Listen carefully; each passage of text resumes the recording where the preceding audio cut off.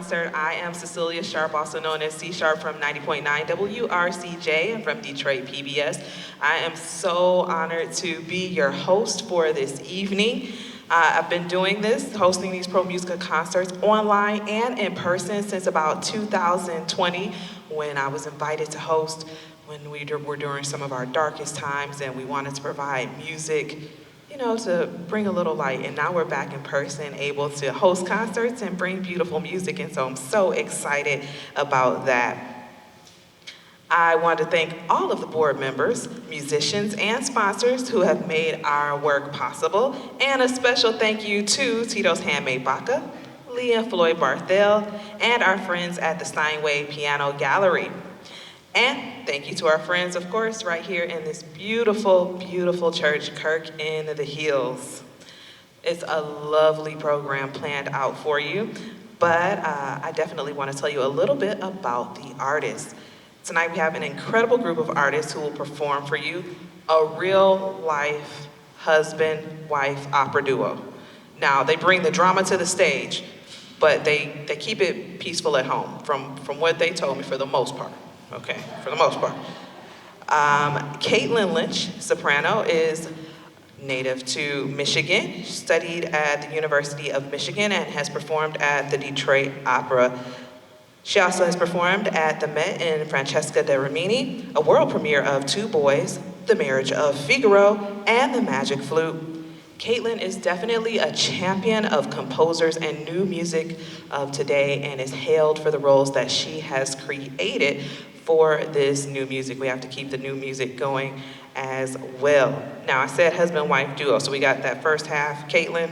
We're gonna turn it over to Jonathan Lasch, baritone, who has performed across the nation from Orchestra Hall, which we know very well, to Carnegie Hall. He too studied at the University of Michigan, like Caitlin did.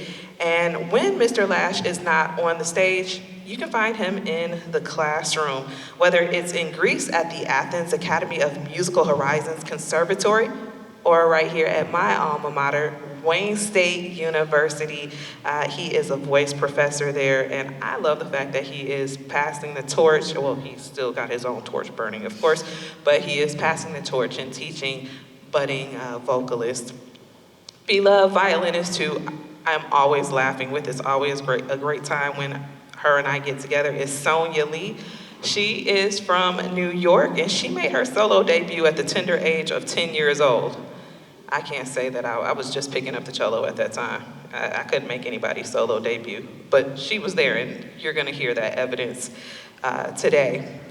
She became the principal second violinist for the Toronto Symphony Orchestra. Mrs. Lee enjoys performing solo, chamber, and orchestral works, and she too is committed to helping budding musicians grow, teaching privately and coaching right here in Detroit, as well as giving back to her alma mater, Juilliard.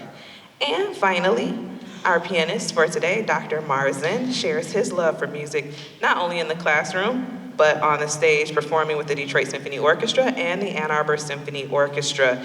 He is also the staff pianist at the University of Michigan, where he studied. I'm seeing a trend here with this Go Blue thing, right? He also is an accompanist for many auditions and competitions, including the George Shirley Competition, the Verdi Opera Theater, and the Michigan Opera Theater. Now, about tonight's program, I'm not going to go into all the details of it, and also if you want to know more about these incredible artists, you can check out the bio in your program. But the program it's quite a vast variety. We'll start off the first half with the music of Baroque composer Bach, and then make our way into the Romantic era with the work of Verdi and Massenet. Then we'll take a little break and get into the second half of the concert. So, without further ado, I've given you a little backstory on the music. Let's welcome Caitlin Lynch, Jonathan Lasch, Sonia Lee, and Dr. Marzan to the stage.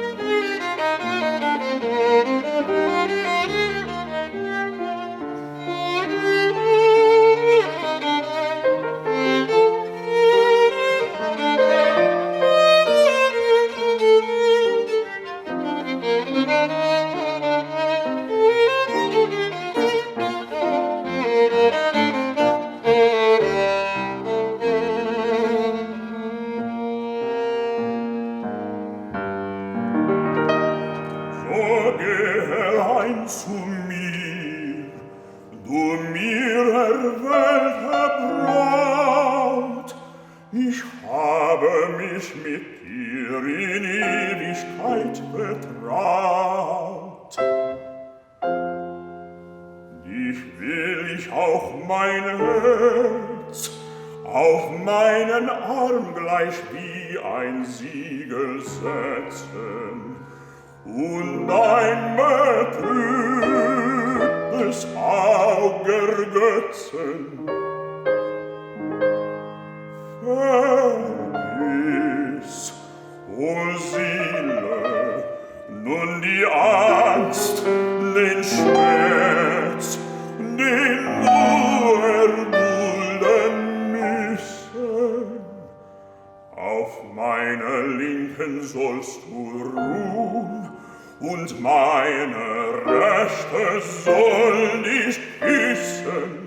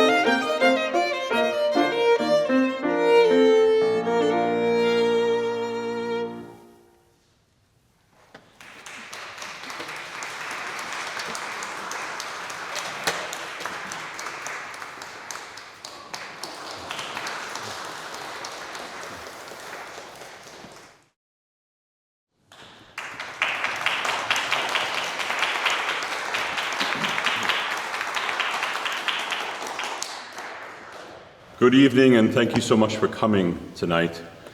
The last few selections are from Johann Sebastian Bach's most well-known and most beloved cantata, Wachet auf. We thought it fitting to start with that because it is basically a dialogue between an earthly soul and a heavenly power opening a hall and getting ready to connect with one another. So we thought that was fitting. And more simply, there's not much more sacred and beautiful than Bach's music, and I don't think we could be in a more sacred and beautiful space than we are right now. So we're happy to connect with you over all those wonderful things. The next two selections are very contrasting arias. I will sing the Confutatis from Verdi's Requiem. Verdi has been a very important composer in my artistic development and my career as an operatic performer. I've gotten to do both of the baritone roles in Verdi's Falstaff, both the jealous husband of Ford and the title character of Falstaff. And the first time that I was in that opera was a production that Caitlin was also in, and it's been a wonderful, wonderful part of my repertoire ever since. I'm very excited that I'm working on Verdi again to perform my first full Verdi Requiem just later this month in Hill Auditorium. And then Caitlin will sing a song, an aria, Ain't It a Pretty Night, from Carlisle Floyd's great American opera, Susanna. Actually, the first time I ever heard my wonderful wife sing, it was that aria when we were young artists with the Seattle Opera. And I remember experiencing that and being changed forever. I still am, apparently. We're still doing this, and we have 3 kids together in a house and all that, 20 years later.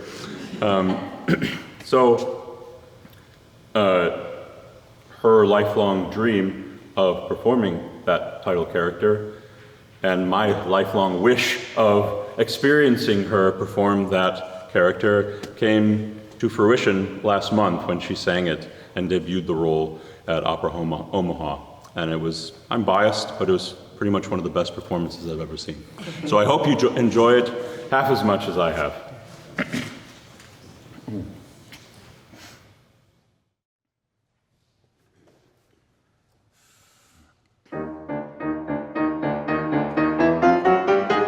Confutatis maleditis, flammis atribus aditis.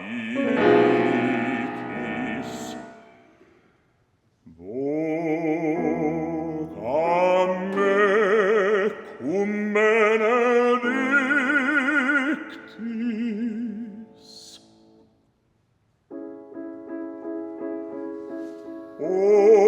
Oro sublexet acclinis, or contritum quasi cinis, gere curam mei finis, oro sublexet acclinis, or contritum quasi cinis,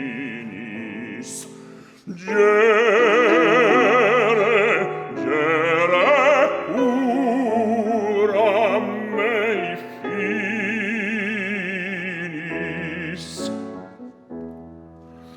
Confutatis maleditis, flammis atribus aditis, vocam me cum benedictis.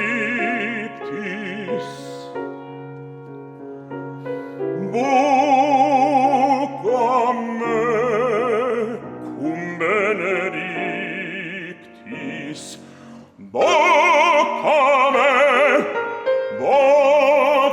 me cum benedictis.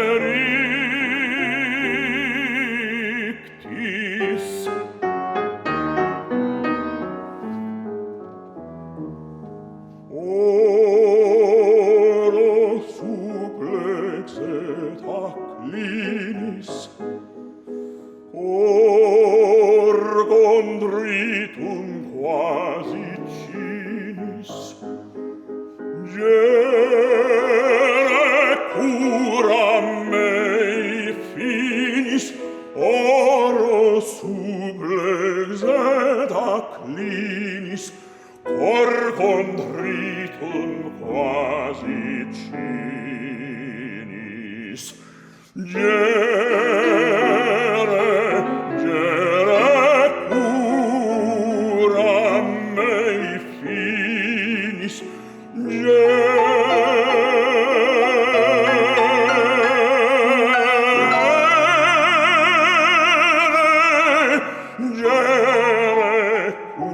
curam mei finis.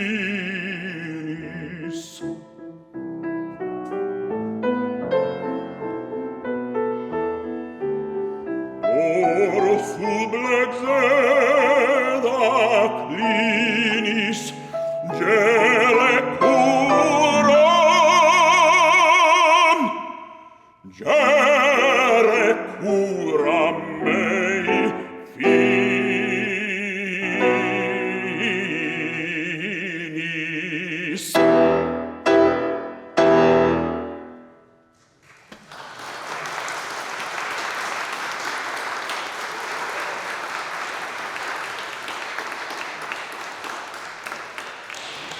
just say quickly that his performance when we did Verdi's Falstaff in Seattle Opera changed my life, clearly. So it's obviously gone both ways there. And I do want to share a little bit about my history with the role of Susanna and how my life has come full circle in a really meaningful way. I did my undergraduate at the University of Michigan in Ann Arbor, and my freshman year I auditioned for the opera chorus and I didn't get in. And I thought that was it for me. And then my sophomore year, I auditioned for the opera chorus, and I got in, and it was the opera Susanna. And it was in the course of that opera that I thought, this is something this was my first time being in an opera. And I thought, this is something I might need to do. And I was in awe of the doctoral students who were singing the leading roles. And I went on to sing the arias, as Jonathan mentioned, for auditions and competitions and the Young Artist Program and things like that, always dreaming that I might have the opportunity to one day sing the role. And to be honest, at some point in the past 5 or 10 years, I thought that ship had passed and I wouldn't have the opportunity post-COVID. And then the opportunity presented itself to sing the role in Omaha. And it was a true dream come true, but how magnificent for me now that I'm on faculty at the University of Michigan, where all of that journey started for me, which was also something I had never even dreamed was possible. And now I have the experience of sharing with my students who don't get into the opera chorus their freshman year, that all is not lost. There's still hope, and I'm here to tell the story. So I do hope you enjoy this. And then after this, we'll have Sonia and Josh do the meditation from Thais for you, which has healed me multiple times, and I hope it has the same effect on you tonight.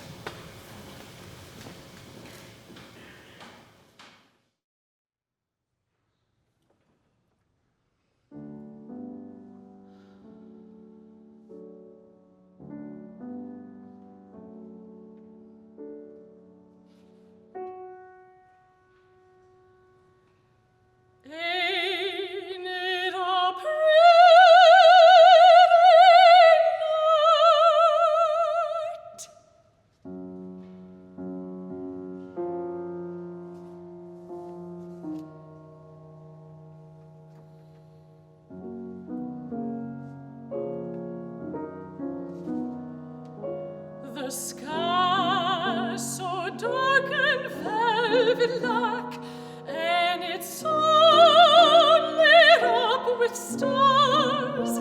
It's like a great big mirror reflecting fireflies over a pond. Look at all them stars, little bat. The longer you look, the more you see. The sky seems so heavy with stars that it might fall right down out of heaven and cover us all up in one big blanket of velvet, all stitched with diamonds.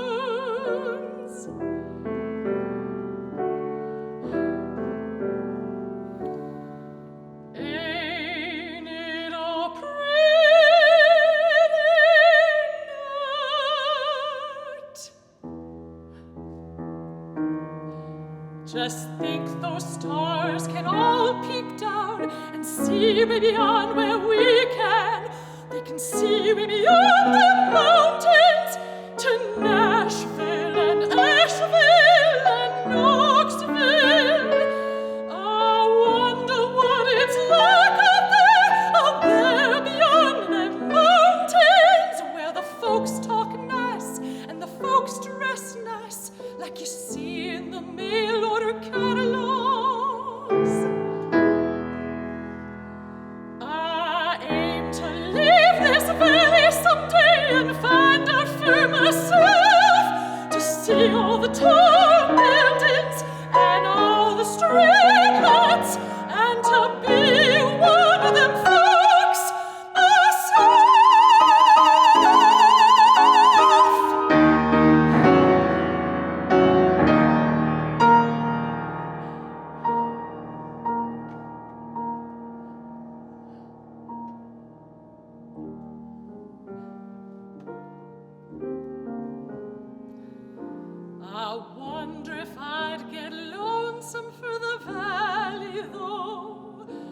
the sound of crickets and the smell of pine straw,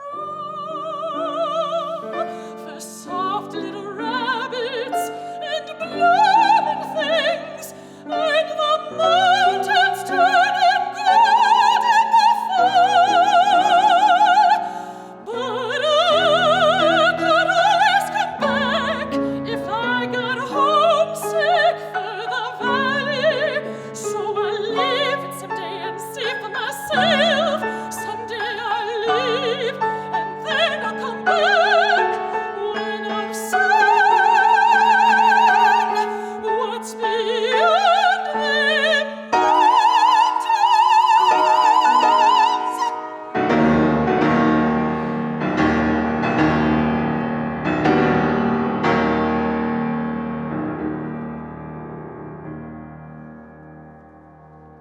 Ain't it a pretty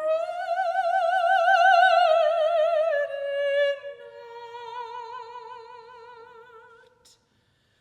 The sky so heavy with stars tonight that it could fall right down out of heaven and cover us up, and cover us up in one big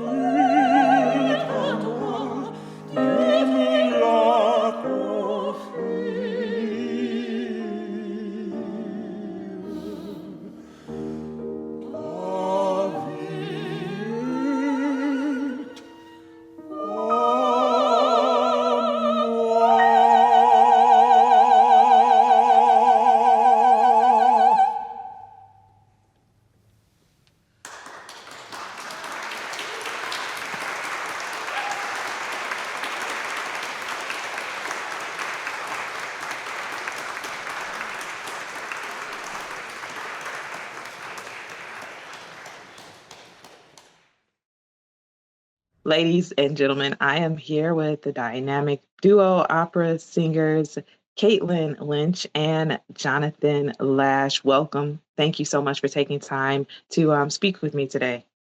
Our pleasure. So, you are both just amazing opera singers, performers, artists. I had the opportunity to experience both of you singing, and it I don't know if I've ever felt that way hearing someone sing opera. And I've been moved by opera in a very, intimate setting, but it was something different about your presentation. So thank you so much for the gifts that you share with us and the impact that you had on us through your performances, first of all. Thank you. That means so much. Thank you. Absolutely. Now, a question that I have, and maybe that other people have.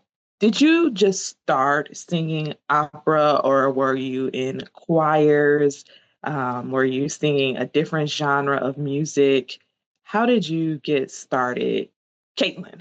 Well, my mom is an opera singer, and her mom was an opera singer. So I come from a family of singers and musicians. My grandfather was a church organist, choir director, on my mom's side, and my dad is a beautiful natural singer. Also, he did a lot of community theater when I was growing up. So I had exposure to opera. I say from the womb because my mom was actually pregnant with me when she did the role of Gretel in Hansel and Gretel. And so, I had exposure from before birth to those kinds of sounds and that singing and orchestras and things like that. So I was always exposed to it. And then I sang a lot in church and in choirs growing up and loved it and played the piano a bit and the recorder, of course, which now our 10-year-old daughter is playing. So that's bringing back some memories. And then I got into the flute in 7th grade, played that for a few years, but I was always just around music and always singing. I felt more comfortable singing than speaking in a lot of ways when I was a kid and through my adult life. So when I was in high school, I did the musicals and plays and found my community, and continued to sing and take voice lessons then. And I did Interlochen All-State High School Choir for 3 summers in a row in high school. And that was with the amazing choral conductor, Dr. Jerry Blackstone. And so he was one of my original inspirations, outside of my family, just about the power of music making and singing with other people and in a choral setting. And he gave me a couple of my first solos when I was in high school with the choirs at Interlochen. And it was through my time in Interlochen that I got a scholarship to the University of Michigan to study voice performance. Awesome. Awesome. Jonathan, what about you? Yeah, so my parents were definitely not opera singers, very far from it. I don't know of any professional musician or artistic lineage in my family. But when I was around 14 or 15, when my voice just dropped, I was singing in choir in high school because we had to choose between choir, art, and band orchestra. I couldn't play any instruments at the time, and I'm colorblind and I wasn't very visually artistic. So I was in choir, and my choir teacher, who pretty much discovered me and is the reason that I'm a musician today, his name was Dennis Jewett. He was the choir director for my 4 years at high school.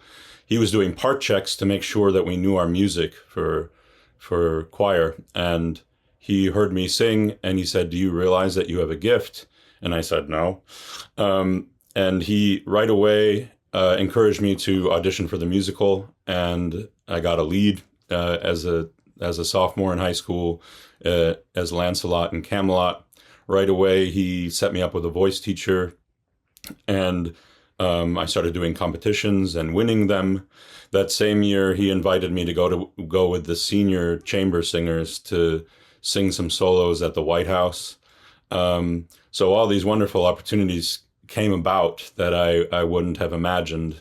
And I was pretty good at sports. I played soccer and basketball, but right after that, I was full-time into music. So I quit those things. And my teacher said that I just had a natural ability with resonance and breath management. I could just sing for long phrases naturally, which is very hard to come by. But as far as the operatic bug, I that didn't really get me until further in my development, because I always thought opera was a stuffy art form and kind of unattainable and not accessible. I was I was more into being a real raw artist and singing in English. And even though I had a knack for German and Italian, when I heard and saw people making operatic sounds, it didn't resonate with me truly. I thought it was manufactured or not real. Then later in my undergrad, when I learned how to have more of an operatic technique, I started listening to more opera, and I realized that there was all the American opera that is much more eclectic musically.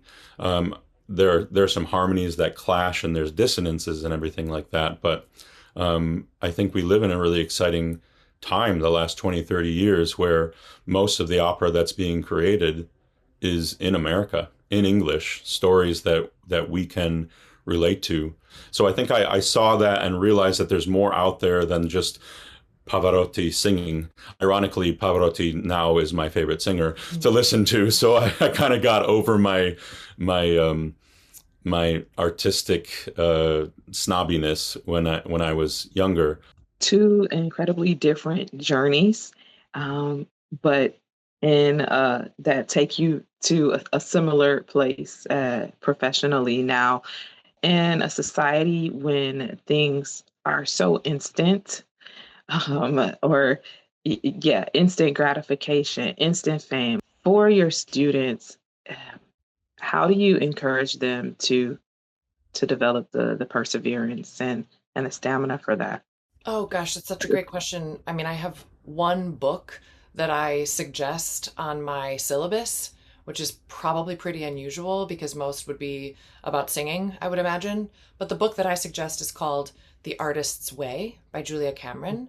And it's from a writer's perspective, but I think, there's something called writer's block, right? And so there's all of these challenges that we face as artists. And I think to really go into what you need to say, to figure out why it is that you keep showing up for an audition, or why it is that even if you get rejection, you go back to the practice room the next week to try and improve and to find a deeper skill set, or a freer form of expression. Sometimes there are just things in our way technically as artists that if we can accomplish that, it opens up something else that we can express without fear or inhibition. And I really think that's what it's about. It's about communication. So singing and performing for me is about connecting with the music, connecting with my collaborators, the musicians and singers and performers I'm have the honor of performing with. And then of course, if there's an audience, then we get to offer something. And it's a way of sort of reaching out to the community, reaching out to an audience. But the beauty is that we almost always get something back. That there's, even if the audience is quiet, their attention is a generosity to us. And then of course, if they choose to applaud, that's a lovely validation. And, after the performance that we did at Kirk in the Hills, some of the people who came up to us with tears in their eyes, just moved by what we were able to offer, that's such a gift to receive back. So, singers who continue to sing, who choose to show up, they need to do it. Jonathan, you're in the classroom as well, and I've heard only a snapshot of Caitlin's perspective, or a little bit of her philosophy about teaching her students. Something that you mentioned earlier, I want to find out how you connect to your students, and that is, how do you encourage your students to dispel that concept of elitism and exclusivity in opera, so that they are singing to everyone, to welcome everyone into their presentation? Yeah, well, I teach at Wayne State. I don't know if you mentioned that already, but I've been there for 9 years now. Um, I just received tenure about a year ago, so I'm going to be there for a lot longer. Um, Congratulations. Thank you. And both the most positive and most challenging thing about teaching there is it's totally different than my studies at the conservatories I went to. In that I teach, I might teach two or three vocal performance majors at a time, but I teach a lot of music education majors that are training to be teachers in the Detroit public schools and in the area. I teach a lot of singer-songwriters that are studying music business with our amazing music business program. Music technology, they're learning about recording other people's songs and their own. Um, and so I, especially at the start, I rarely taught the kind of lessons that I had to learn, but I very frequently get to draw on more of my natural instincts. When I was in high school and started studying classical voice, I was also really into the Beatles and Nirvana and alternative music and anything classic rock. I started playing guitar and bass and was also in bands. So I never felt tunnel visioned in opera and classical music. So in my situation, the blessing is that I can go back and draw on some of that my natural instincts with music in general, and I really believe that good singing is good singing. Of course, when you're training in music theater and more contemporary music, you have a mic and you have sound engineering and all that, but I always say that you can hear and feel resonance and power and the thrust and the emotion of the voice, no matter what performing situation you're in. So a lot of the classical foundation that I learned in my technique does transfer, but I'm also finding myself being very flexible as a teacher in a good way, while keeping the standard as high as possible. As far as you were talking about challenges as an artist, and I think every single artist has challenges, no matter how good they are, no matter how high up they are. I think about the fact that we live in Michigan with four very different seasons that kind of blend into each other. That's a lot like being an artist. I think that I've had some really long winters and some fairly long springs as well, where I'm really inspired. And so I think a lot of our job as music mentors and teachers is to really support and inspire our students through all those seasons, while they're finding their own voice and finding who they want to be as a human being. Because one of the wonderful things about being a singer and very challenging things about being a singer is that we are our instruments. So whatever we're going through mentally, physically, if we have allergies, which I do frequently, that all affects our voice, and it can be very challenging.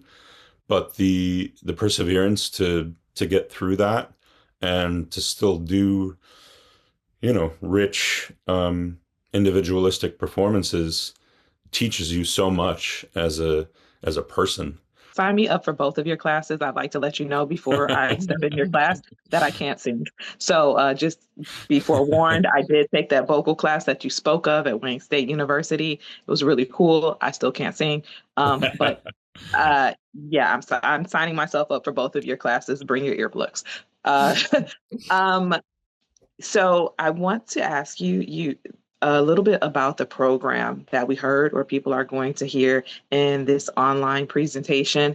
Can you speak to why you selected the American pieces that you chose? It was so incredible to hear all of it, but to be exposed to those pieces as well. We both have roots in American music, obviously as American singers, but I think starting with just the way our careers happened and took off and the connections we made with different composers, living composers, at different points in our trajectory.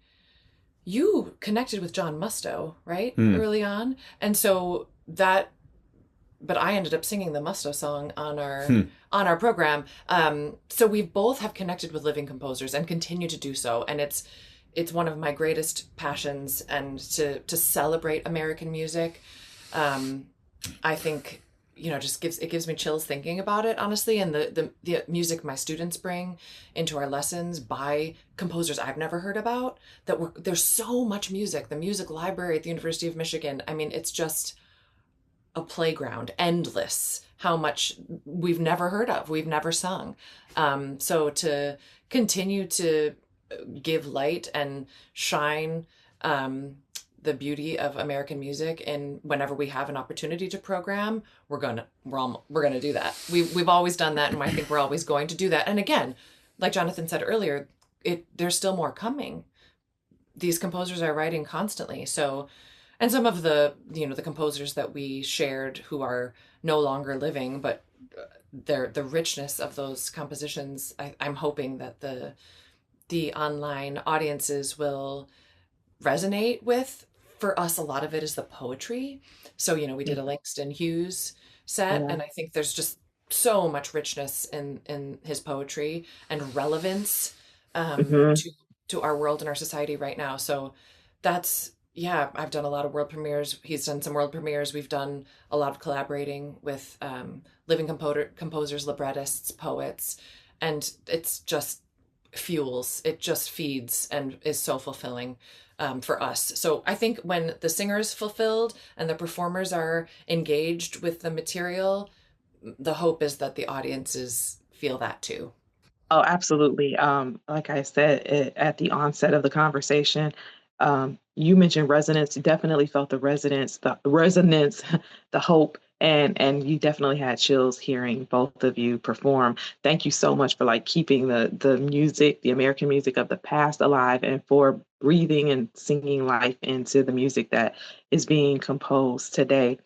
I want to ask you, how do you balance you're both opera singers?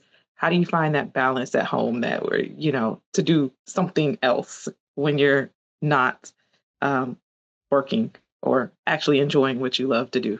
With three kids, we have a 13-year-old boy, 10-year-old girl, and an 8-year-old boy. Oh, wow. It's an Yeah, adventure. Brody, Marvel, and Foster are their names. And I think with both of our careers taking turns to different places and constantly trying to go through the open doors, both in our personal lives and in our teaching and in our performing, I think just the fact that we have each other, I think that can be challenging. I mean, with long distance and everything and trying to do everything at once, but also the fact that we are both artists. I'm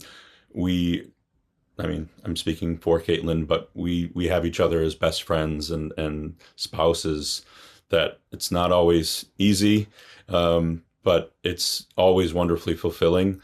And now we have a quintet as opposed to a duet, that we're all feeding off one another. And I think for me, our kids make it worth it. And the fact that we can say that we're still strongly together, in not just in our marriage, but performing and doing things like the performance for you all at Kirk. That's kind of like the only time we've had a date in the last 2 or 3 months. We happen to be doing something very difficult and rewarding. But the fact, now it's like when we perform together, it's challenging with the logistics with childcare and rehearsing on top of everything else. But the fact that we can share that together, doing something we love so much and affecting the listeners, because we are so passionate about the music too, and how that all came together. And Sonia, her playing, Yeah. my goodness, talk about being healed. And I think there is something about when we can let the pros outweigh the cons with our performances, we do get healed. You know, the act of performing and offering our music and spending so much time and energy on it, preparing it, getting on the inside of the text and all of that, then having the opportunity to share it and be in it together is so healing. Music obviously can be very healing and rewarding. So I think, yeah, when the pros outweigh the cons, we are winning. And having opportunities just to be together. And I'll share just sort of the logistics of how we do it all and keep it all together. And our kids keep us balanced. You know, we have a lot of basketball games and soccer games and dance concerts to attend, and we both are deeply fulfilled by all of that, honestly. But the heroes of our story are our village, which is his mom. She helps, she comes and she watches our kids when we need help. My parents are in the area and they help us so much. So we could never do what we're doing without the support of our family members, and my brother's local as well. So we try and find the balance, and we learn a lot from our kids. We're challenged by them constantly. We learn a lot from each other. Like we talked about, we came at this art form in completely different ways, and we approach it in completely different ways. And that's the same with our teaching. So I'm constantly asking him for advice about repertoire for some of my students, or listen to this recording. What do you think of one of my students? And, we're sharing our knowledge, and we get the same thing from our students. So this like the growth, having to teach music technology students, music education students, like the students at the University of Michigan, I'm learning from constantly. So it's not just what do I have to offer you, but wow, I'm inspired by what you're bringing to the table, by what you're bringing to this lesson, by what you're bringing to this class. So I think just continuing to stay open to all that we can learn from each other, from our family, from our kids, from our community, from our students. Man, it's been only twice that I've been able to interact with you guys, but you guys are both such a blessing to each other, to your family, to your students and the community. I appreciate your humility and down to earth nature, and your passion.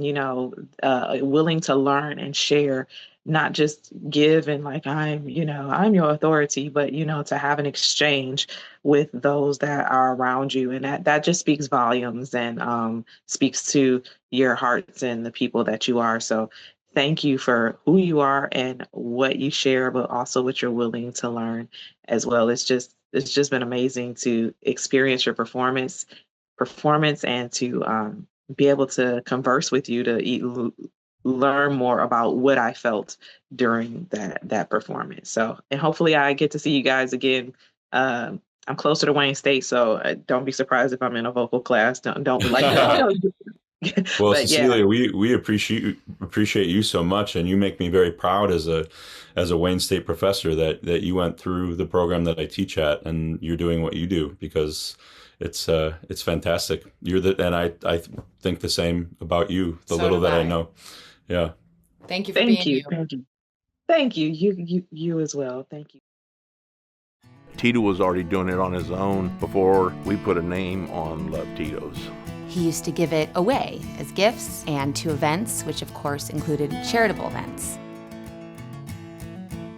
The culture that he has started, and it all starts with Tito himself and rolls downhill. You know what, if we can go and, take our company and support all these people that are finding meaning and purpose in their lives by doing nice things for other people that they don't even know, that makes me happy, it makes all my employees happy, then I look at it like maybe we can make a little ripple in the world, Most businesses really use organizations to allow them to be known, and we kind of flip-flop that. We're able to use our amazing culture around us to give them support and make people more aware of what they do. And I think that's the end goal, is to do something that has meaning and purpose. We're here in this company to make the world a better place, and we like to think we're doing it through Tito's handmade vodka.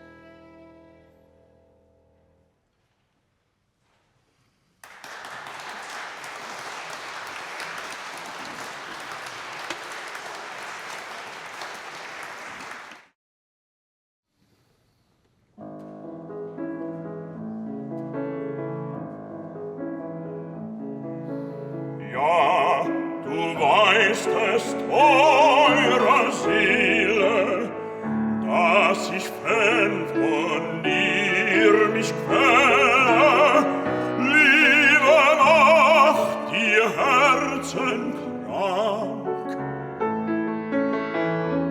Aber Dank,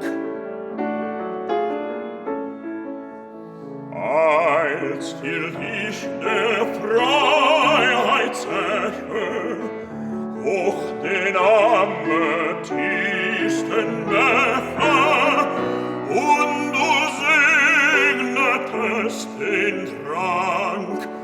Aber Dank,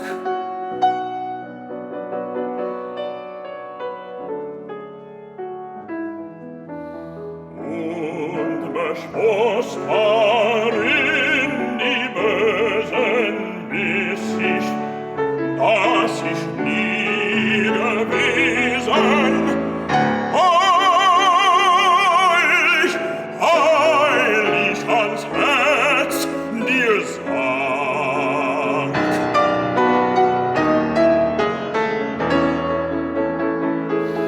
Aber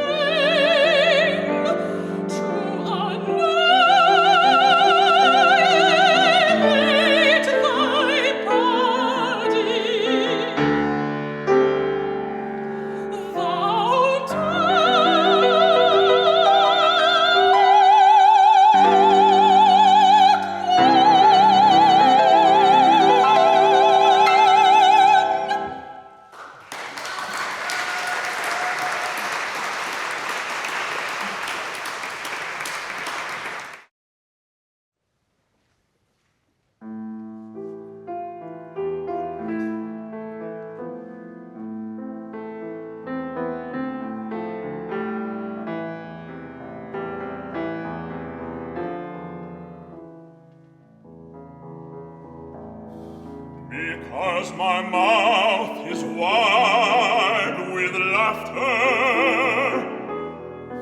and my throat is deep with sorrow. You do not think I suffer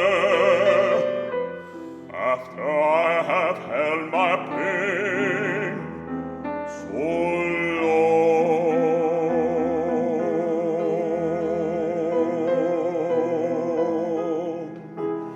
Because my mouth is wide with laughter,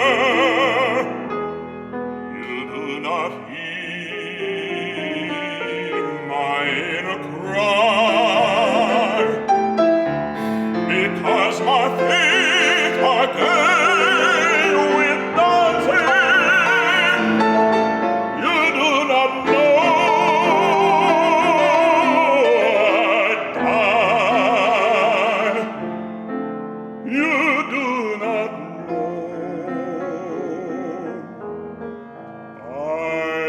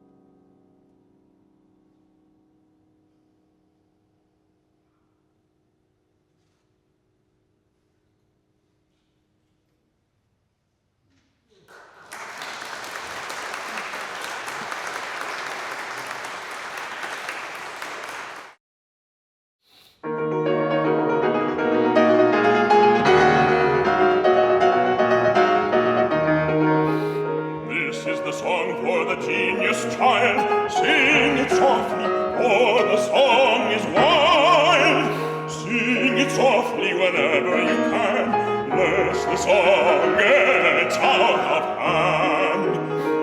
Nobody loves a genius child. Nobody loves a genius child. Can you love an eagle, tame or wild? Can you love an eagle, wild or tame?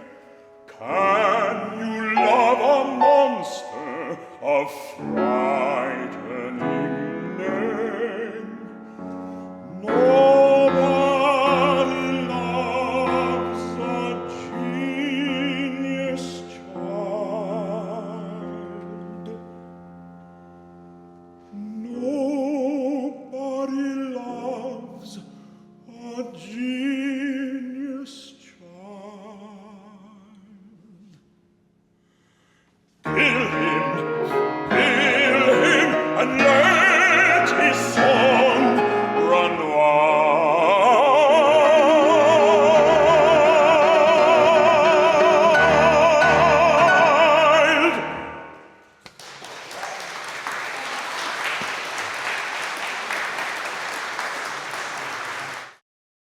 I hope you could tell how much we love that poetry.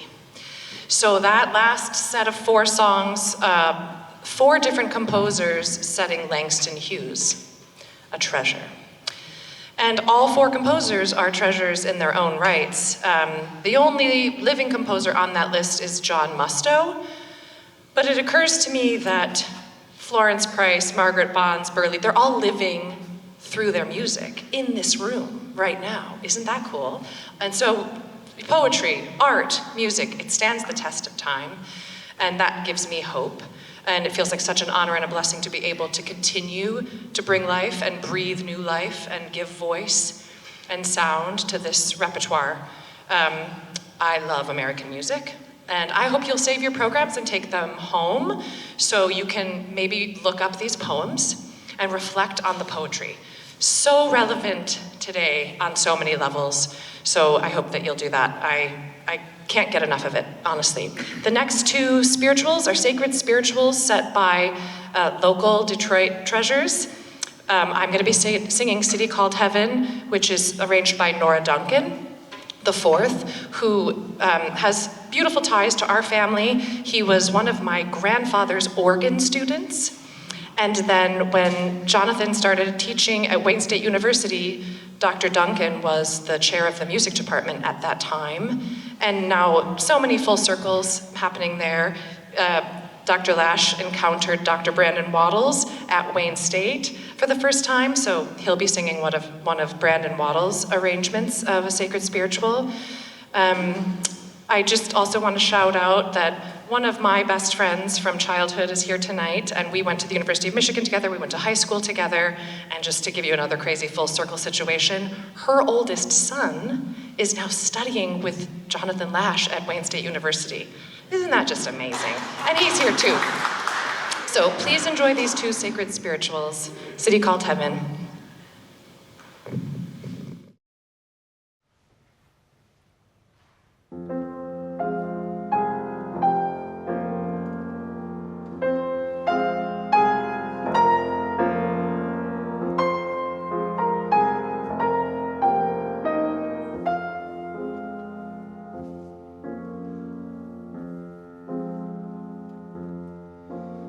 I am a poor pilgrim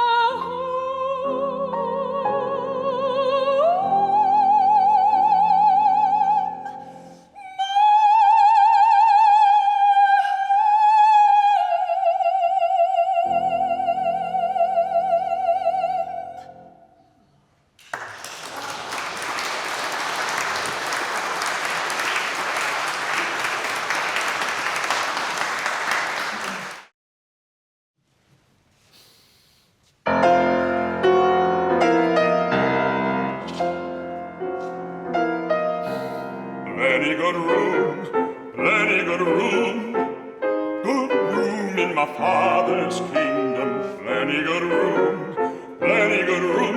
You just choose your seat and sit down.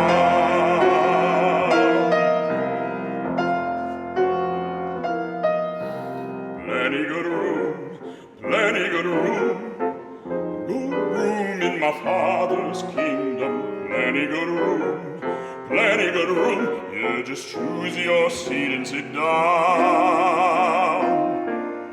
I would not be a backslider. I'll tell you the reason why. 'Cause if my Lord should call on me, well, I wouldn't be ready to die. Oh, plenty good room, plenty good room, good room in my Father's kingdom. Plenty good room, plenty good room. You just choose your seat and sit down. I would not be a liar. I'll tell you the reason why. 'Cause if my Lord should call on me, well, I wouldn't be ready to die. Oh, plenty good room, oh Lord, plenty good room in my Father's kingdom. Plenty good room, oh Lord, choose your seat and sit down. Plenty good room, oh Lord, plenty good room in my Father's kingdom. Plenty good room, oh Lord, just choose your seat and sit down.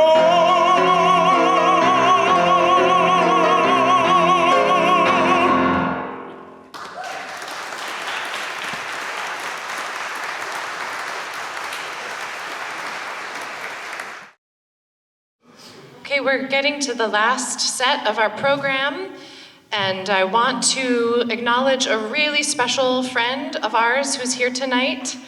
She's selling CDs out back, Jean Schneider.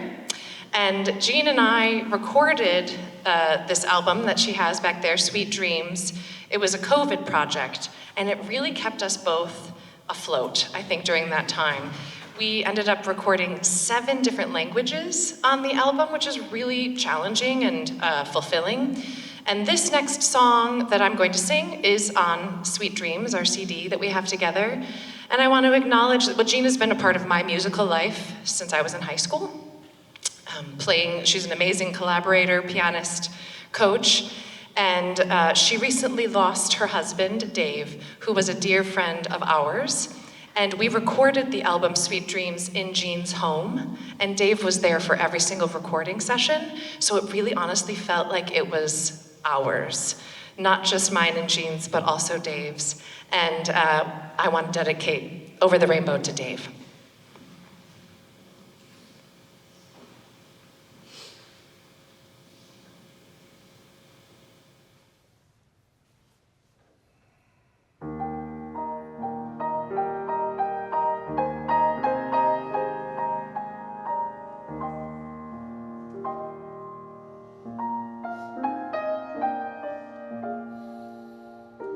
When all the world is a hopeless jumble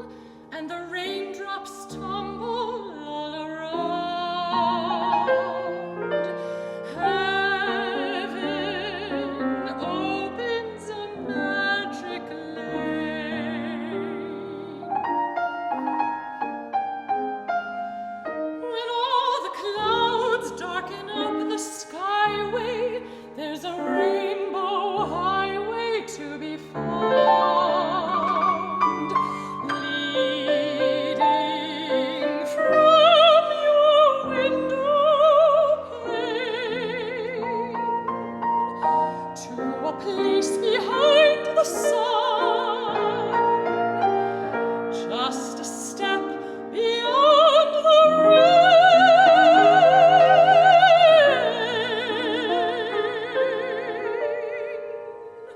Somewhere over the rainbow, way up high, there's a land that I heard of once in a lullaby.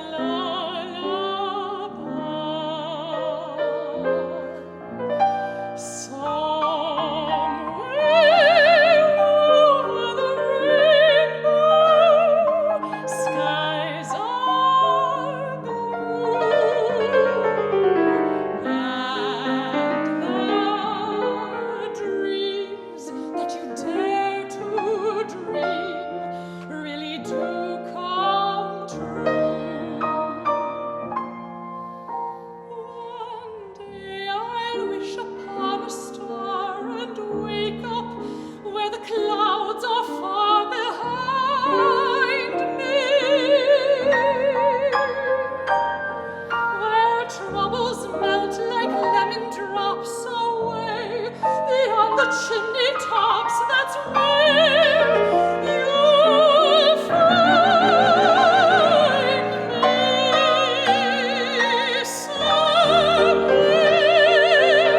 over the rainbow, bluebirds fly. Birds fly over the rainbow. Why then, oh, why can't I? If happy little bluebirds fly beyond the rainbow, why, oh, why can't I?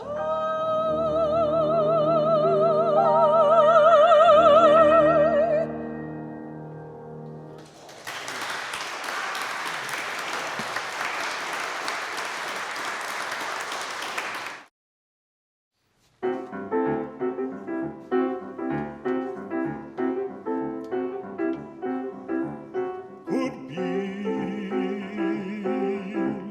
who knows? There's something due any day. I will know right away, soon as it shows. It may come cannonballing down through the sky, gleam in its eye, bright as a rose. Who knows? It's only just out of reach, down the block, on a beach, under a tree. I got a feeling there's a miracle due, gonna come true, coming to me.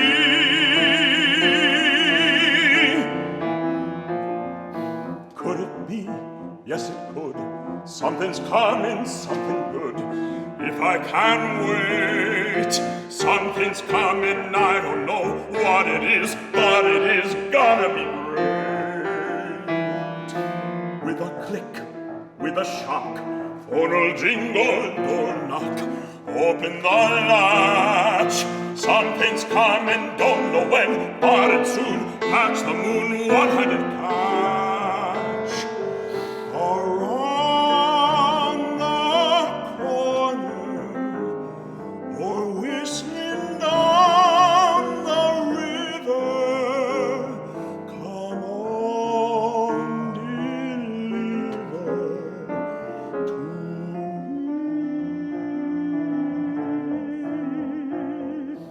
Will it be? Yes, it will.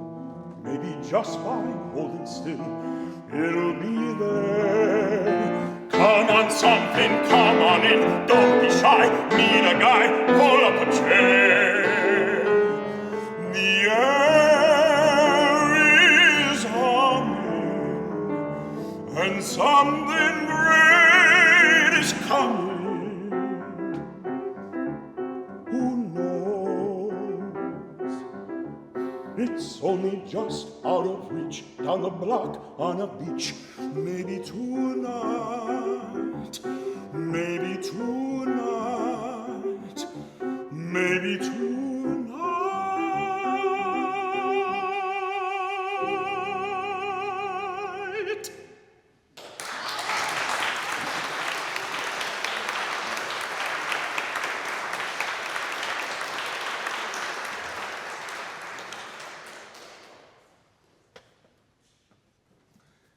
I just want to thank you all so much again for coming out tonight. I want to thank Musica for producing this and giving us a chance to do this. And thank you to Kirk in the Hills for letting us use this beautiful space. Also, it makes these types of performances so much sweeter to be able to collaborate with good friends and colleagues and collaborators. None of this would have been possible if it weren't for Sonia Lee, extraordinary violinist.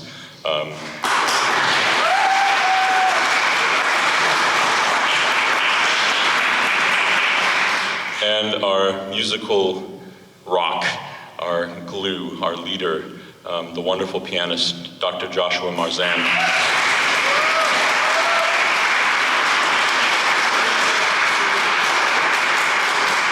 Thank you so much, and we hope to see you some other time.